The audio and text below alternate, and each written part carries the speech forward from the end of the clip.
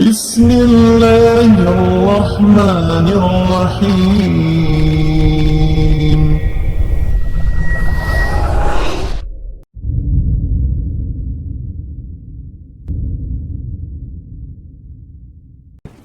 الحمد لله نحمده ونستعينه ونستغفره ونعوذ بالله من شرور أنفسنا وسيئات أعمالنا من يهده الله فلا مضل له ومن يضلل فلا هادي له أشهد أن لا إله إلا الله وحده لا شريك له وأشهد أن محمدا عبده ورسوله Sallallahu alaihi wasallam, amma ba'd.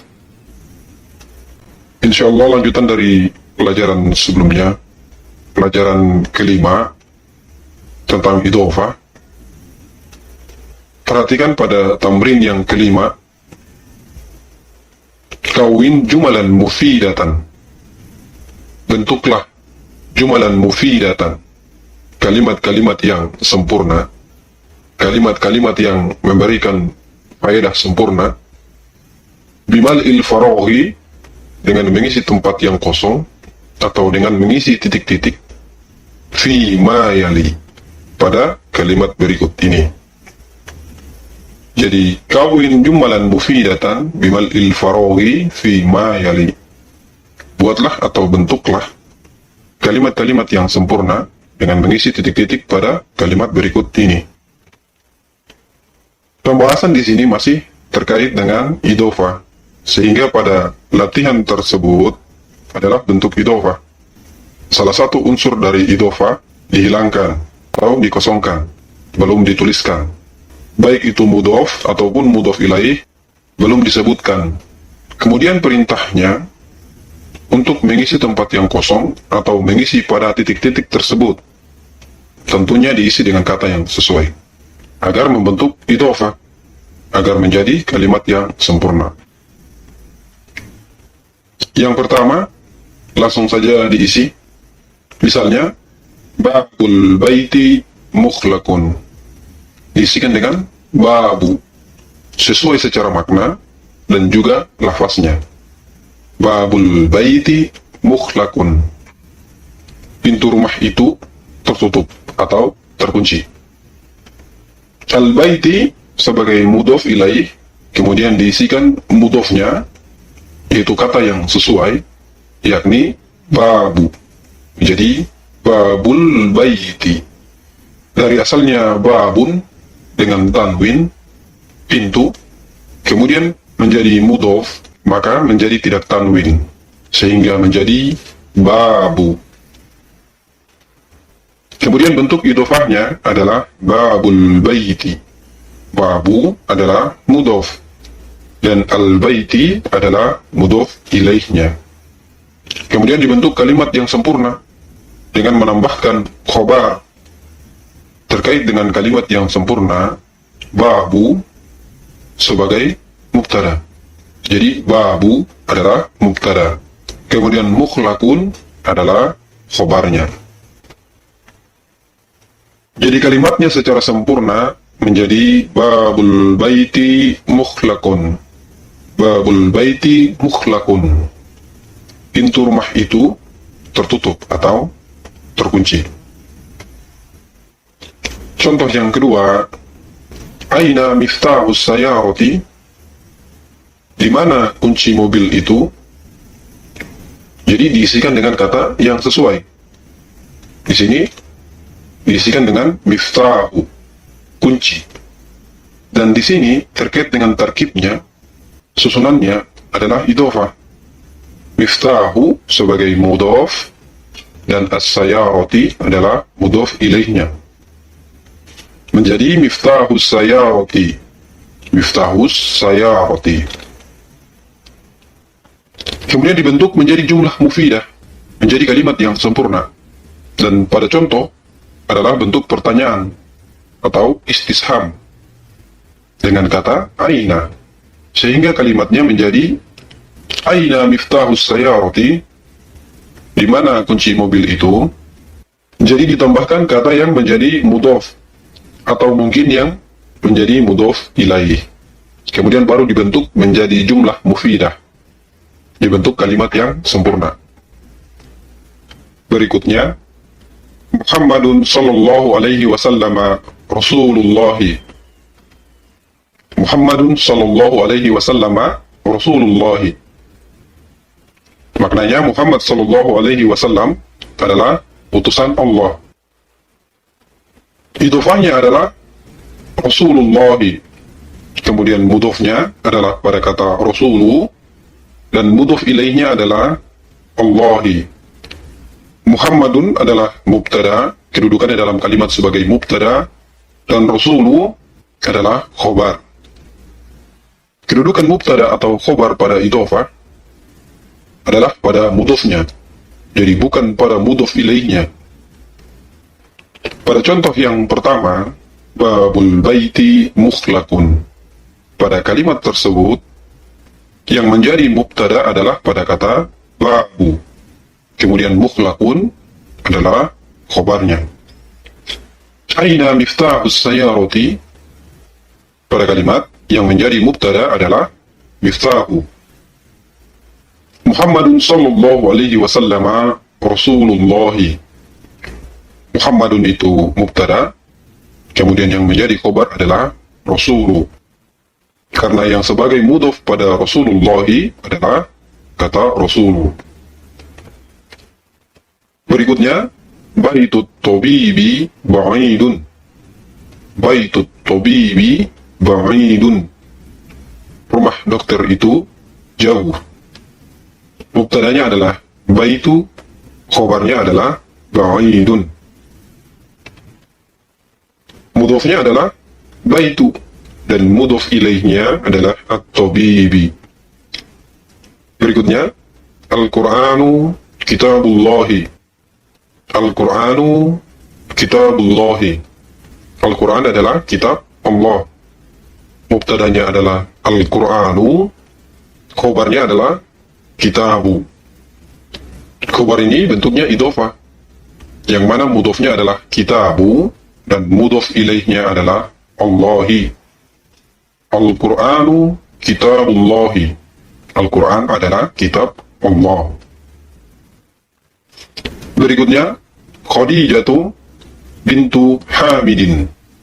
Khadijatu bintu Hamidin. Khadijah, anak perempuan Hamid, atau Khadijah adalah putri Hamid. Mubtadanya adalah Khadijatu, dan khobarnya adalah bintu. Bintu Hamidin bentuknya adalah idhofah, yang mana bintu adalah mudhof, dan mudhof ilaihnya adalah Hamidin. Berikutnya, ana ibnul mudarrisi. Saya putranya Pak Guru. Mubtadanya adalah ana, khobarnya adalah ibnu. Ibnul mudarrisi adalah bentuk idhofah, yang mana mudhofnya adalah ibnu, dan mudhof ilaihnya adalah al-mudarrisi. Berikutnya, qalamut talibi maksurun. Qalamut talibi maksurun. Pena siswa itu patah. Mubtadanya adalah qalamu, khobarnya adalah maksurun. Qalamut talibi adalah bentuk idhofah, yang mana mudhofnya adalah qalamu, dan mudhof ilaihnya adalah at-talibi. Kemudian berikutnya, babud dukkani maftuhun. Babud dukkani maftuhun. Pintu tokoh itu terbuka. Mubtadanya adalah babu, khobarnya adalah maftuhun. Mudhofnya adalah babu, dan mudhof ilaihnya adalah ad-dukkani. Kemudian berikutnya, kharajal mudarrisu min ghurfatil mudiri. Kharajal mudarrisu min ghurfatil mudiri. Mudhofnya menjadi kasrah, min ghurfatil, menjadi kasrah karena diawali dengan min ghurfatil mudiri. Kharaja adalah bentuk fi'il, maka kalimat ini adalah jumlah fi'liyah. Jumlah fi'liyah. Kharaja adalah fi'il, kemudian al-mudarrisu adalah fa'il. Karena jumlah fi'liyah tersusun dari fi'il dan fa'il. Mudhofnya adalah ghurfati, dan mudhof ilaihnya adalah al-mudiri pada bentuk idhofah ghurfatil mudiri. Kemudian satu tamrin lagi yang terkait dengan idhofah, latihan yang keenam. Perintahnya, sahih, benarkanlah at-tarkibatit taliyata. Sahihit tarkibatit taliyata. Benarkanlah susunan-susunan berikut ini. Tarkib, susunan, at-taliyata, berikut ini. Pada tamrin adalah susunan idhofah. Tetapi jika diperhatikan, di situ ada kesalahan-kesalahan dalam bentuk idhofahnya, sebagaimana yang telah dipelajari sebelumnya, dicontohkan pada contoh-contoh yang ada tentang bentuk idhofah. Yang ada pada latihan ini berbeda dengan yang sebelumnya. Maksudnya di sini ada kesalahan-kesalahan, dan perintahnya, benarkanlah agar menjadi tarkib idhofi, susunan idhofah yang benar, baik pada mudhofnya maupun pada mudhof ilaihnya. Yang pertama, al-qalamu at-talibi. Al-qalamu at-talibi. Kesalahannya yaitu pada al-qalamu, diawali dengan alif lam. Jadi alif lam pada al-qalamu tersebut salah untuk bentuk idhofah. Maka yang benar adalah tanpa alif lam. Jadi alif lamnya dihilangkan menjadi qalamut talibi. Qalamut talibi. Jadi yang benar adalah qalamut talibi dengan menghilangkan alif lamnya. Berikutnya, babus sayaratu. Babus sayaratu.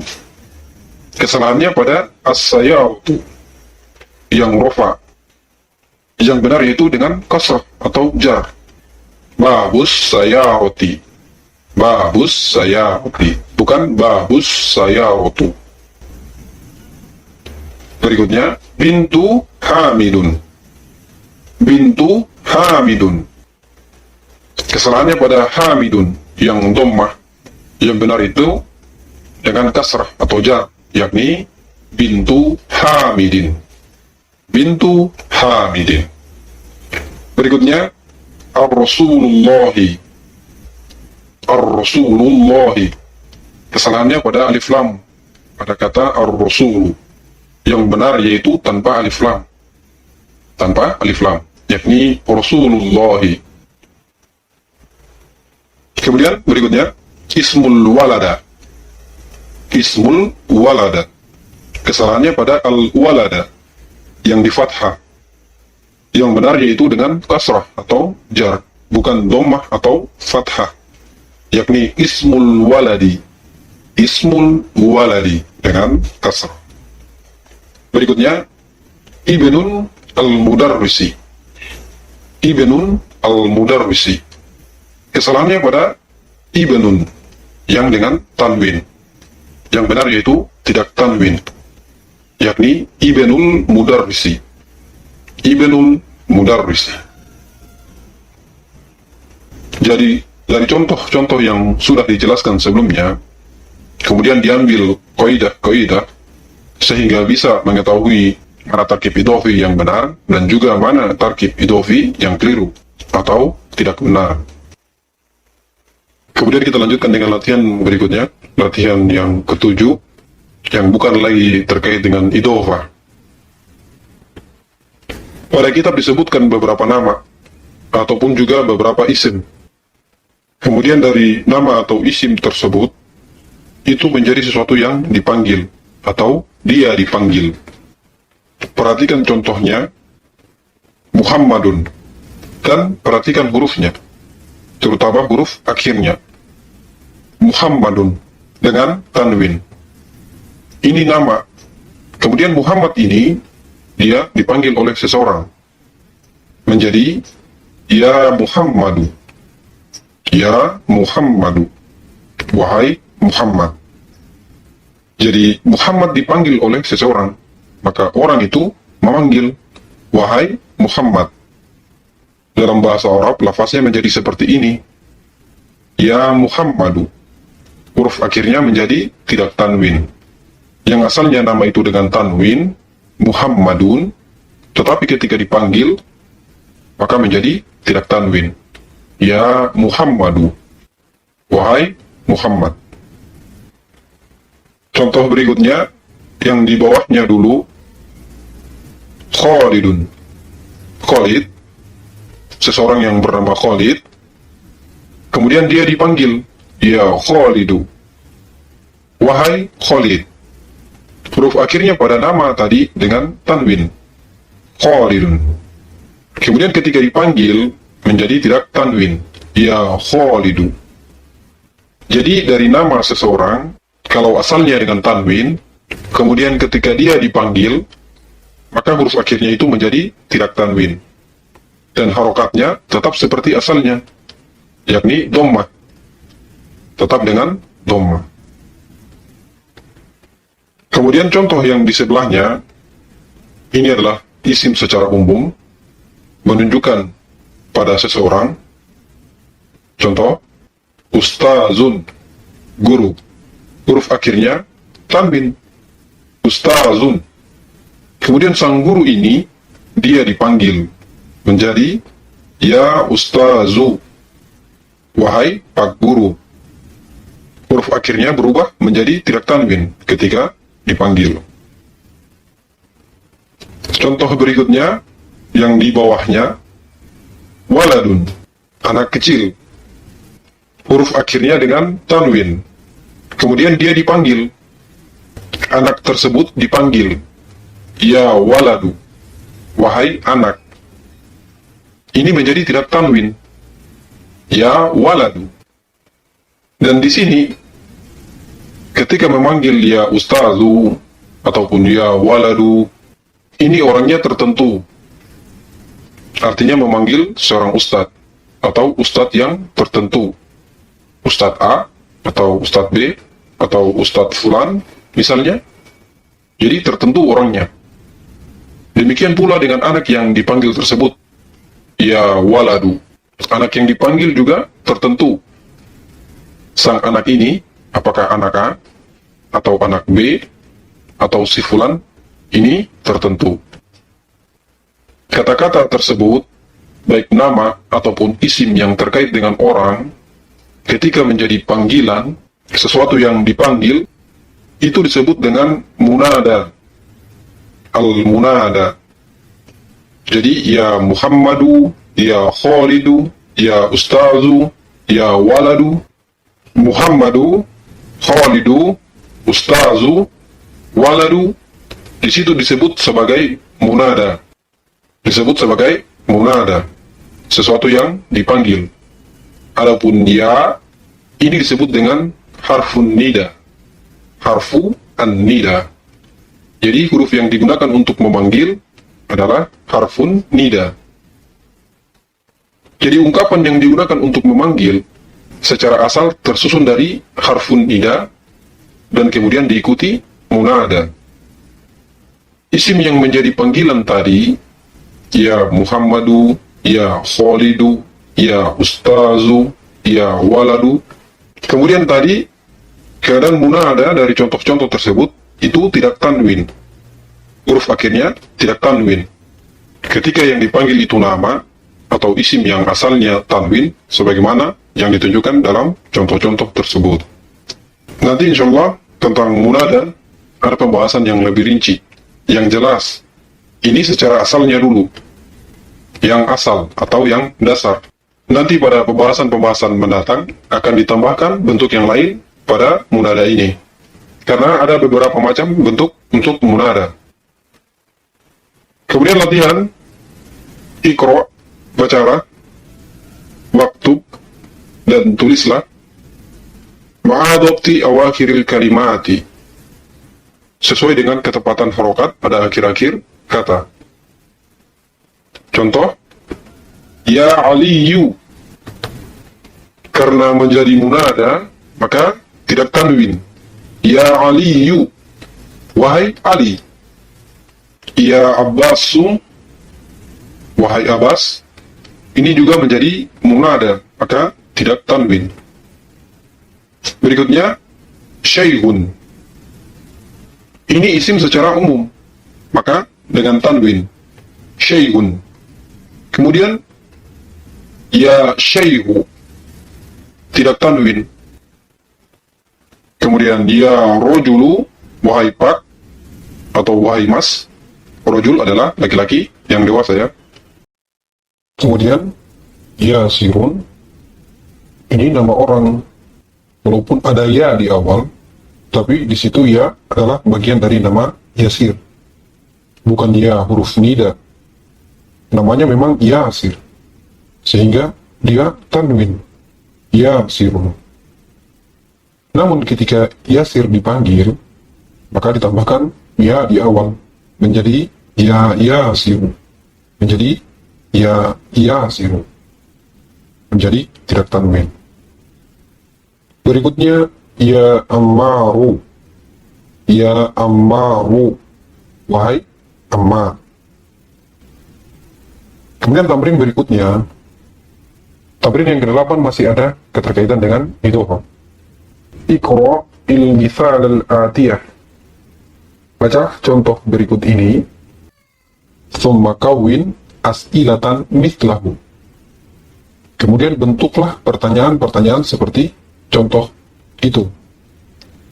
Musyiron ila suwarit taliyati. Dengan menunjuk pada gambar-gambar berikut ini. Musyiron, sambil menunjuk atau dengan menunjuk. Ila suwari, aswar itu gambar-gambar. Taliyati, berikut ini. Jadi, Iqra il-misal al-atiyah, thumma kawin as'ilatan mislahu, musyiron ila suwari taliyati. Bacalah contoh berikut ini, kemudian bentuklah pertanyaan-pertanyaan seperti contoh itu, dengan menunjuk pada gambar-gambar berikut ini. Contoh, Kitabu man hadha, Kitabu man hadha, bertanya sambil menunjuk pada gambar kitab, atau pada kitab yang ditanyakan. Kitabu man hadha, kitab siapakah ini, atau kitab milik siapakah ini. Jadi menunjuk sebuah kitab, kemudian bertanya dengan pertanyaan seperti ini. Jika diperhatikan, Kitabu man ini termasuk bentuk idhofah, termasuk terkib idhofi, yakni kitabu itu adalah mudhof sebagai mudhof, dan man adalah mudhof ilaih. Jadi kitabu man adalah bentuk idhofah, maknanya kitab siapa atau kitab milik siapakah. Jadi menunjukkan makna kepemilikan. Kitabu disandarkan pada kata man. Man adalah isim istisam, dan di sini man sebagai mudhof ilaih. Adapun kitabu adalah mudhofnya. Dari contoh ini bisa diambil faedah bahwasannya idhofah itu bisa pada isim istisham, yakni man. Kemudian karena man adalah isim istisham, dan isim istisham itu keadaan akhirnya tetap, tidak bisa berubah, tidak seperti pada isim-isim secara umum, maka ketika man itu menjadi mudhof ilaih, dia tetap dengan sukun, tidak berubah menjadi kasrah, tidak berubah menjadi kasrah. Berbeda dengan isim secara umum. Kalau isim secara umum asalnya dhammah, huruf akhirnya dengan dhammah, kemudian ketika menjadi mudhof ilaih, itu dhammahnya berubah menjadi kasrah. Asalnya rafa menjadi jar. Adapun untuk isim istisam, man di sini dia keadaannya tetap dengan sukun.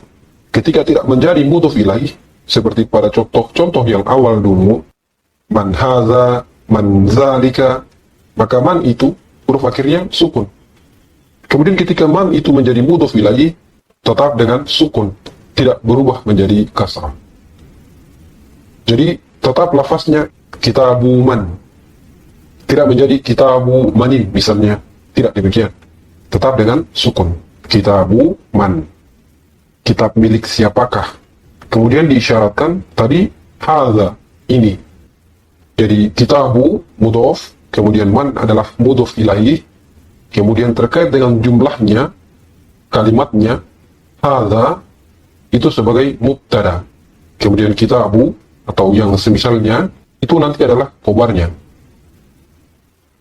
Contoh yang berikutnya, gambarnya adalah kolam, pena, kemudian ditanyakan menjadi kolamu man haza, pena siapakah, atau pena milik siapakah ini. Berikutnya, komisu man haza, komisu man haza, baju siapakah ini, atau baju milik siapakah ini.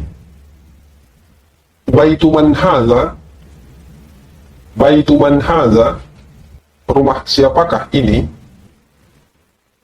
Kemudian sariru man haza, sariru man haza, tempat tidur milik siapakah ini. Jadi ini adalah jenis-jenis idhofah pada isim istifham man.